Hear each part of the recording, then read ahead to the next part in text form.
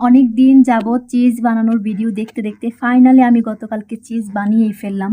যাই হোক, চিজ বানাবো বানাবো ভাবতে ভাবতে বানিয়ে ফেলেছি।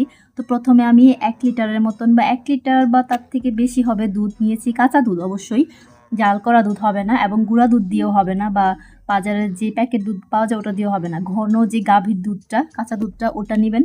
এবং দুধটা এমন টেম্পারেচার থাকবে যে আপনি আঙুল ডুবিয়ে রাখতে পারেন। এরকম একটা টেম্পারেচার যখন আসবে তখন চুলাটা অফ করে দিবেন এবং এর মধ্যে আধা কাপ ভিনেগার মেশাবেন। মেশানোর পর চামচ দিয়ে আলতো আলতো করে নাড়বেন, দেখবেন যে একদম পুরো চিজটা জমে গেছে।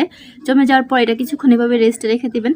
তারপর 5 মিনিট পর এটা এখান থেকে উঠিয়ে ঠান্ডা পানি দিয়ে ধুয়ে নেবেন। তারপর ওই যে অবশিষ্ট পানিটা ছিল এটার মধ্যে একটু লবণ দিয়ে চিজটাকে ভালো করে ভিজিয়ে রাখবেন। ভিজিয়ে রেখে তারপর একটু ভালো করে পানি ঝরিয়ে নেবেন। ব্যাস হয়ে গেছে। এই যে আমার বানানো চিজ দিয়ে আমি স্যান্ডউইচ বানিয়ে দেখাচ্ছি। এত ভালো হয়েছে, এত মজা হয়েছে, ক্রিমি হয়েছে।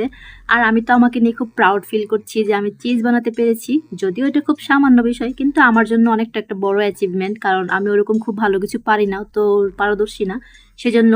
তো আপনারাও এভাবে বাসায় বানিয়ে ট্রাই করতে পারেন। আর ভিডিও ভালো করে করতে পারেন, আমার কোলে আমার বাচ্চা ছিল তাই। ওকে, আল্লাহ হাফেজ।